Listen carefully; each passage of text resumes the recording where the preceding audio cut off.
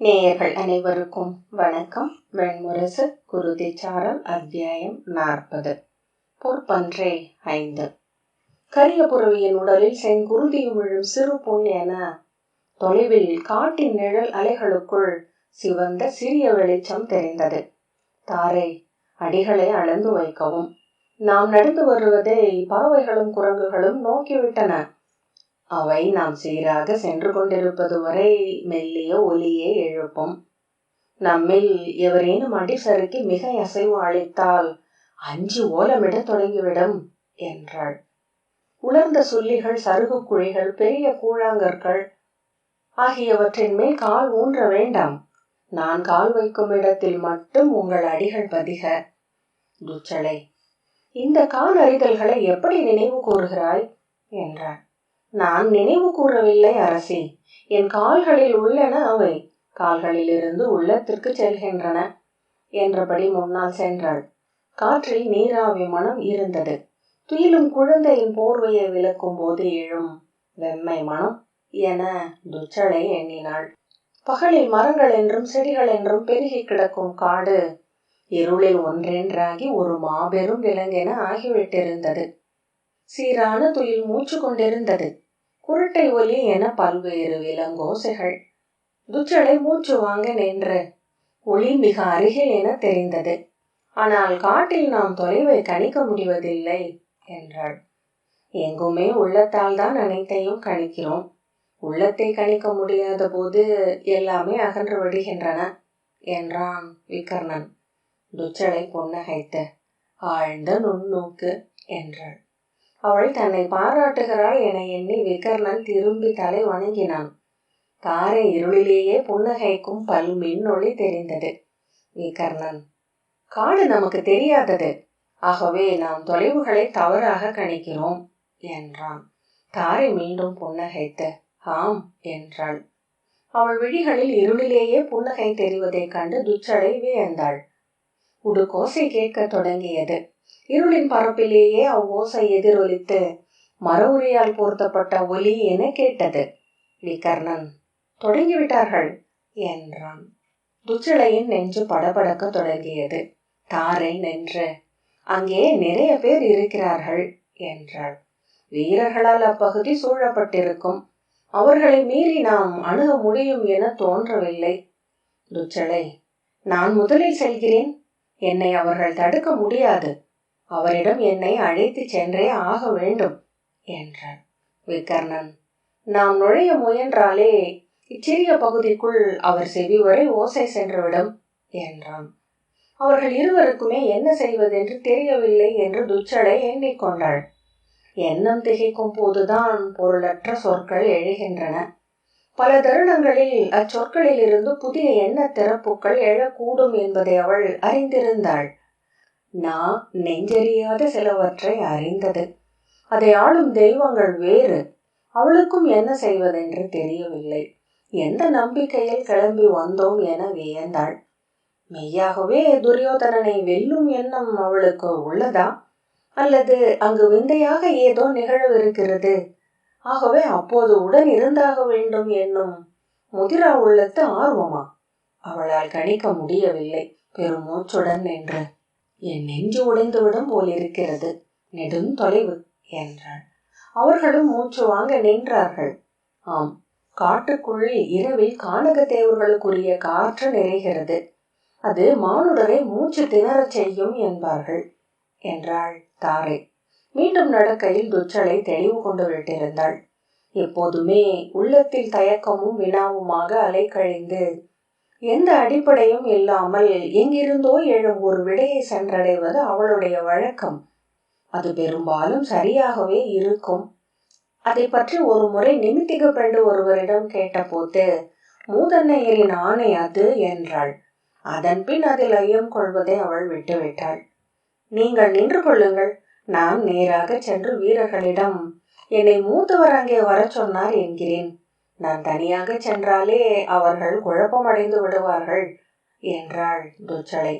விகர்ணன் ஏதோ சொல்ல வாய் எடுக்க, ஆம், அதுவே உகந்த வழி என்று தாரை சொன்னாள்.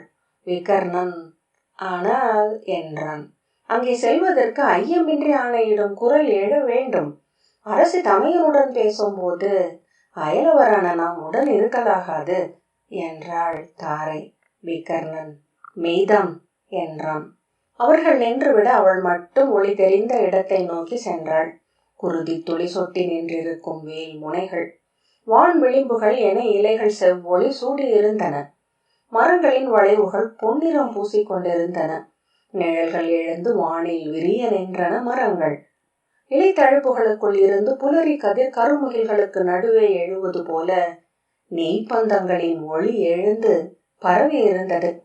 அங்கிருந்த பறவைகள் ஒளியை உணர்ந்து எழுப்பிய ஒலி காட்டின் ஒலி பொதுமையிலிருந்து வேறென கேட்டது. அவளுடைய காலடி யோசைகளை வீரர்கள் கேட்டுவிட்டதை உணர்ந்தாள். முள்ளம்பன்றி சிலிர்த்துக் கொள்வதை போல இருளில் அம்புகள் தன்னை நோக்கி திரும்புவதை உடல் கொண்ட நுண்புலன் கூறியது. என்னது என்றான் ஒரு வீரன். அவன் குரல் துயிலில் பேசும் குழந்தையுடையது போல் இருந்தது. அது விலங்கு அல்ல, 4 கால் ஓசை அல்ல என்றான் இன்னொருவன். மரத்திற்கு அப்பால் நின்றபடி யார் என்று மற்றொருவன் கேட்டான். நச்சு அம்பு நோக்குகிறது, நெல். நான் துச்சளை, அஸ்தினபுரியின் இளவரசி என்றாள் துச்சளை. வெளிச்சம் தன் முகத்தில் விழும்படி சென்று நின்றாள். அரசி தாங்களா என்றான் மரத்திற்கு பின்னால் நின்றிருந்த தலைமை வீரன். இன்னொருவன் அவனுக்கு பின்னால் வந்து நின்றான். தாங்கள் இங்கு வருவதாக ஆணை இல்லை துச்சளை. நான் அன்னையின் ஆணையுடன் வந்தேன். என்னை அரசரிடம் அழைத்து செல்க என்று சொன்னாள். அவர்கள் ஒருவரை ஒருவர் நோக்கி கொண்டார்கள். தலைவன் முடிவெடுத்து விழி காட்ட இன்னொருவன் ஆணை அரசி வருக என அழைத்து சென்றான். என் காலடிகள் விழும் இடங்களில் மட்டும் காலை வைத்து வருக அரசி. இங்கே நாகங்கள் மிகுதி துச்சளை. ஆம் அறிவேன் என்றாள். அவன் வில் போன்ற காலடிகளுடன் நடந்தபடி ஆணை என்ன என்று அறியேன். பூசைகை தொடங்கிய பின் என்றால் எவருக்கும் ஒப்புதல் இல்லை என்றான். அவர்கள் மேலும் ஒரு காவலர் வளையத்தை கடந்து சென்றனர். அங்கிருந்த முதிய வீரனிடம் சொல்லி ஒப்புதல் பெற்று அவன் அழைத்து சென்றான். துச்சளை நின்று மூச்சு வாங்கினாள். அவர்கள் பெரும்பாலும் கை அசைவுகளாலும் முகக்குறிகளாலும் பேசிக்கொண்டார்கள். கேளா ஆணைகளின் ஊடாக ஒவ்வொருவரும் ஒன்றென கட்டப்பட்டிருந்தார்கள். ஒரே ஒலையில் அமர்ந்த சிலந்திகள் போல அசைந்தன அவர்களின் கைகள். அப்பால் ஒரு மரத்தடியில் போடப்பட்டிருந்த மூங்கில் கூடை பீடம் மீது துரியோதனன் அமர்ந்திருந்தான்.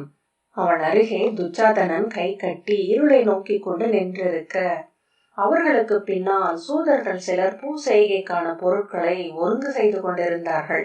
இசைச்சூதர் முழவுகளும் கொம்புகளும் சிறு பறைகளுமாக அமர்ந்திருந்த காட்சி பந்தங்களின் ஒளியில் அலையடித்து கொண்டிருந்தது. தொலைவில் கலிதேவனின் சிற்றாலயத்தின் முகப்பில் பூசகர்கள் பதற்றத்துடன் ஓடிய நிழலாட்டம் பாவை கூத்து என இருளின் பெருந்திரையில் ஆடியது. முன்னால் சென்ற வீரன் துரியோதனன் அருகே சென்று பணிந்து துச்சளையின் வருகையை சொன்னதும் துச்சாதனன் திகைப்பும் சீற்றமுமாக திரும்பி அவளை நோக்கினான். துரியோதனன் முகத்திலோ உடலிலோ அச்சொற்கள் சென்று தொட்டதாகவே தெரியவில்லை. துச்சாதனன் யார் என்றான். பின்னர் காலடியில் சுள்ளிகள் முறியும் ஓசையுடன் அவளை நோக்கி வந்தான்.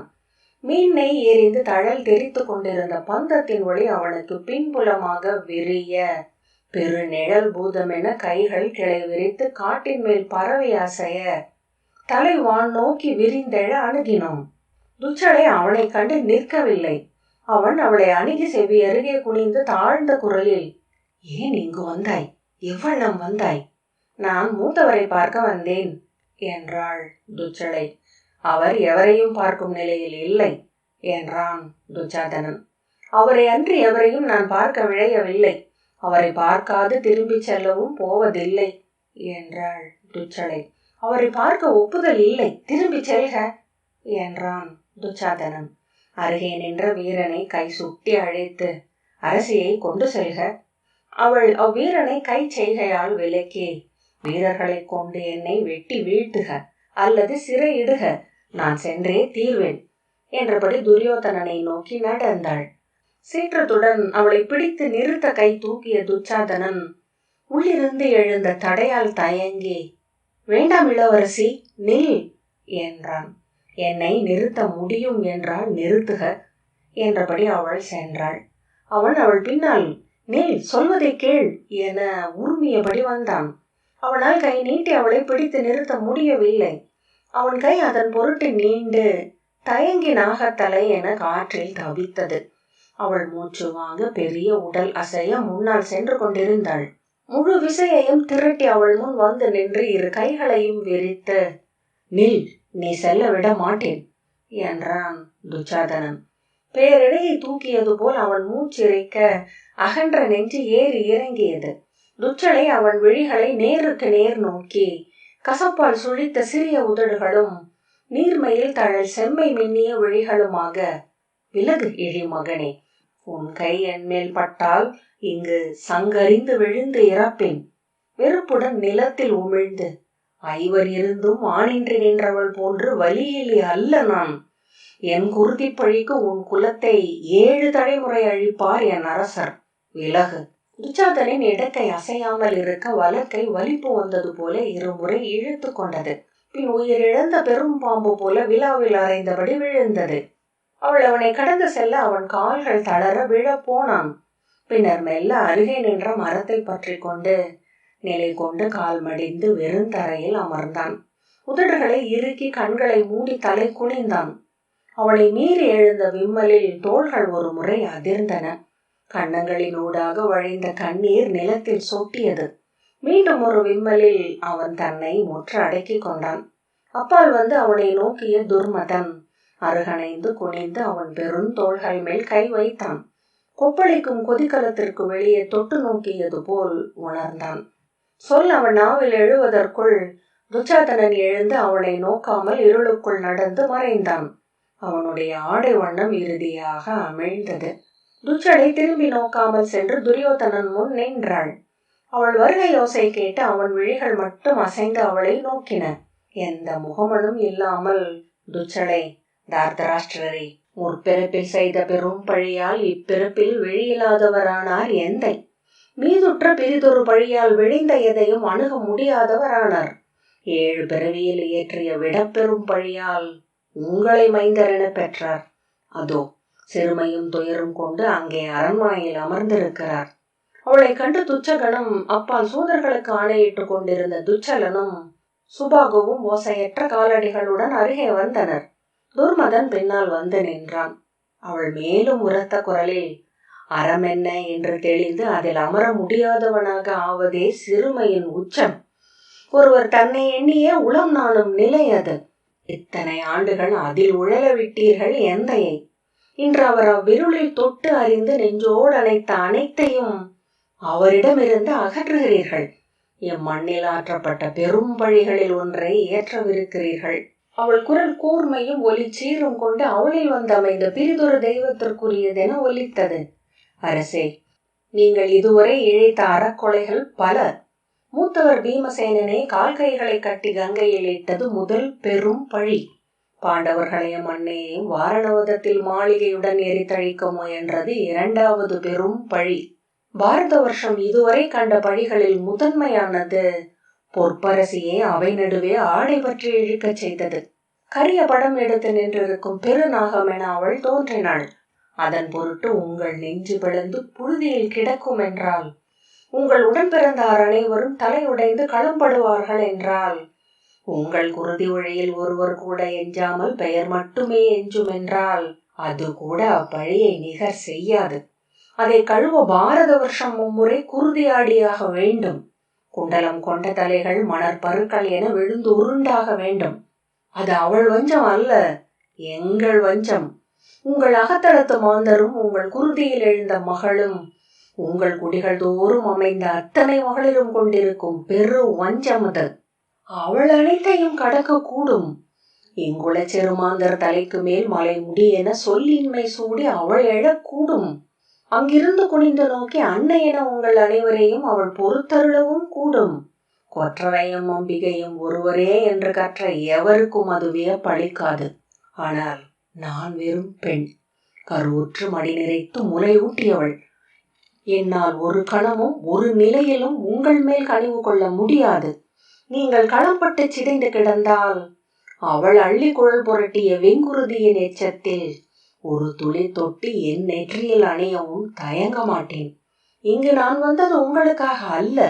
உங்களை இனி என்னா மூத்தவரே என அழைக்காது. அழைக்க வேண்டும் என எண்ணி முடிவெடுத்தே இந்நகர் புகுந்தேன்.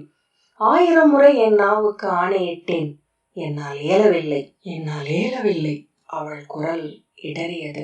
இதழ்களை மடித்து தன்னை கட்டுப்படுத்தி கொண்டாள். நெஞ்சை வலக்கையால் அழுத்தியபடி, நான் வந்தது முதன்மையாக என் தந்தைக்காக. அவர் அங்கிருக்கும் நிலை என்னை பிச்சையாக்குகிறது. அது இறப்புக்கு முந்தைய உயிர் துடிப்பு போல் இருக்கிறது. அந்த பெருவலையை ஒரு மானுட உயிருக்கு அல்ல, எவ்வுயிருக்கும் என் நிலையிலும் எவரும் அளிக்கலாகாது. ஆம், இப்புவி அறத்தால் ஆளப்படவில்லை என நான் அறிவேன். இங்கே ஆற்றோனா கண்ணீர் சொட்டாத நாளே இல்லை என்றும் அறிவேன். ஆயினும் இதை தெய்வங்கள் சூழ்ந்துள்ளன என்றே நான் எண்ணுகிறேன். எவற்றுக்கும் இறுதி எல்லை என ஒன்று உண்டு அரசே. அவ்வெல்லையை கடக்கிறீர்கள். இப்புவியில் மட்டுமல்ல, அங்கு மேலுலகிலும் நிகர் செய்யவியலாத பெரும் பழியை அடையவிருக்கிறீர்கள். வேண்டாம், உங்களிடம் மன்றாட வரவில்லை. உங்களுக்கும் எனக்கும் உறவென ஒன்றும் இல்லை. உங்கள் அன்னையின் வடிவாக இங்கு வந்துள்ளேன். இது அவர் குரல் என அறிக. நீங்கள் பெறவிருப்பது தந்தையின் தீச்சொல் அல்ல. உங்கள் இருண்ட உள்ளத்தில் இக்குரல் வந்தடையும் என்றால் உணர்க. உங்கள் தந்தை என் நிலையிலும் உங்கள் மேல் வஞ்சம் கொள்ள மாட்டார். ஒருபோதும் உங்களை பழித்தொரு சொல் உரைக்க மாட்டார். ஆனால் அவர் வாழும் உள்ளம் என் அன்னையுடையது.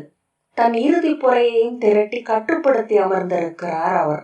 அவர் ஒரு சொல் உரைத்தால் அது உங்கள் குலம் அழிக்கும். குடிவழிகளின் இறுதி துளி வரை நின்று கொள்ளும் நஞ்சாகும். அதை ஏற்காதொழிக. அதை மட்டும் சொல்ல வந்தேன். ஓங்கிய அவள் குரல் மீண்டும் தளர்ந்தது. இருமுறை செருமி மூச்சிழைத்து பின் சொல்ல எடுத்த போது அது துயர் நனைந்து குழைந்திருந்தது. ஏனென்றால் நான் இடையில் தூக்கி வளர்த்த மைந்தர்கள் அவர். 1000 கருமணிகள், என் மூதாதையரின் 1000 கருவிழிகள். அவர்கள் ஏதும் அறியாதவர்கள். நீங்கள் ஆடும் இந்த பழியில் ஒரு துளியை கூட அவர்கள் இன்னும் தொட்டிருக்கவில்லை. அன்பு காட்ட மட்டுமே அறிந்த வேழ குழவிகள். அவர்கள் ஒவ்வொருவரிலும் மலரும் சிரிப்பை மட்டுமே இப்போது விழிமுன் காண்கிறேன். 1000 வெண்பல் நிறைகள், 1000 வெண்மலர்கள் போல என சூதர்கள் பாடுவதுண்டு அவற்றை. ஆனால் தெய்வங்களுக்கு மானுட நெறிகள் இல்லை. அவர்கள் இடி என, மின் என, புயல் என இரக்கமற்ற நெறிகளால் ஆளப்படுபவர்கள். உங்கள் பழிக்கு அவர்களையும் சேர்த்து அழிப்பார்கள். சொல்லன்றி ஏதும் எஞ்சாமல் செய்வார்கள். உங்களை தலைமேற்கொண்டமைக்காக உங்கள் குடிகளும் நகரும் முற்ற அழிவர். அரசே, உங்கள் மைந்தருக்காக, குடியினருக்காக இங்கு வந்து நின்று இருக்கிறேன். இது இறுதி கணம். உங்கள் தந்தையை துறந்தால் நீங்கள் துறப்பது அனைத்தையும் தான். அவள் சொல்லருந்து நின்று சொற்கள் அளித்த விசை முற்றழிய விழப்போகிறவள் என மெல்ல ஆடினாள். கண்களை மூடி விரல்களால் இமைகளை அழுத்தி கொண்டாள். மூச்சில் நெஞ்சு எழுந்தமைந்தது. இளையோர் அனைவர் விழிகளும் துரியோதனனிலேயே ஊன்றி இருந்தன. அவன் விழிகள் அவளை நோக்கி கொண்டிருந்தன.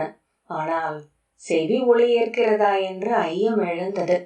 அப்பால் சூதர்கள் எழுந்து அசைவில்லாது நின்றனர். அனைவரும் அவள் சொற்களை கேட்டுவிட்டிருந்தனர். துரியோதனன் தொண்டையை இருமுறை கனைத்தான். பின்னர் தாழ்ந்த குரலில், உன் குரல் எனக்கு புதிதல்ல சைந்தவே. என்னுள் எப்போதுமே அறச்சொற்கள் உன் குரலில் தான் எழுகின்றன என நீ அறிய மாட்டாய். ஏனென்றால் அறமென்று இங்குள்ள அனைத்தையும் இளமையில் உன்னாவிலிருந்தே நான் கற்றிருக்கிறேன். அவன் சிறு புன்னகை செய்தான். விழிகளில் அப்புன்னகை இல்லாமல் அவை இருளை வெறுத்திருந்தன. இதைவிட 100 மடங்கு தெளிவுடனும் உணர்வுடனும் நீ என்னுள் இருந்து பேசிக்கொண்டே இருந்தாய். உன்னை கடந்து சென்றே இம்முடிவை நான் எடுத்தேன். ஏனென்றால் என் திசை இது. என் நினைவறிந்த நாள் முதலே கண்முன் கண்ட ஊழ் இது. என்னை அள்ளி செல்லும் பேராற்று பெருக்கு. இதை தவிர்க்கவும் உன் அருகே வந்து அமையவுமே வாழ்நாள் எல்லாம் முயன்றேன். இப்போது அறிகிறேன், வேறு வழி இல்லை. தெய்வங்களுக்கு மானுடன் தலை கொடுத்தே ஆக வேண்டும். போரிடுவதனால் அவன் தன் அகத்தை சிதைத்துக் கொள்வதன்றி எப்பயனும் இல்லை. முற்ற அழிக்க வேண்டும்.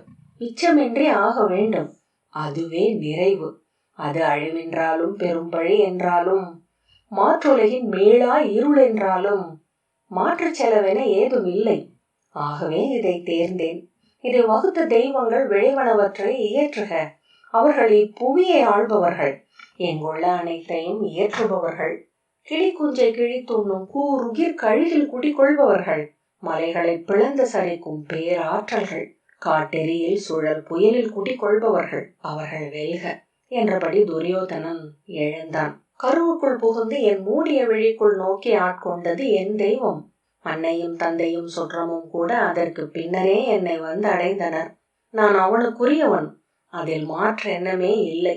நான் உன் சொற்கள் அனைத்தையும் முற்றிலும் உணர்ந்து என் முடிவை மீண்டும் உறுதி செய்கிறேன் சைந்தவி என்று அமைதியான குரலில் துரியோதனன் சொன்னான். மீண்டும் புன்னகைத்து, நான் இன்னும் சற்று நேரத்தில் தலை கொடுக்கவிருக்கிறேன்.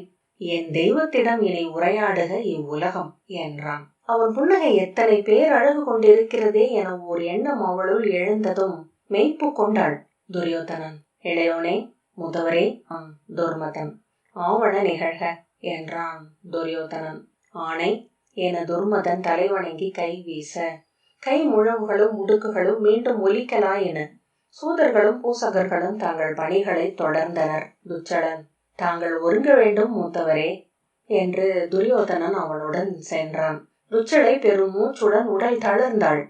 அதுவரை இருந்த பதற்றம் முற்றாக விலக உடலின் அனைத்து தசைகளும் தளர்ந்தன.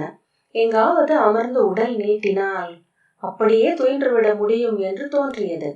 அருகே நின்ற காவலனை கை சுட்டி அழைத்தாள்.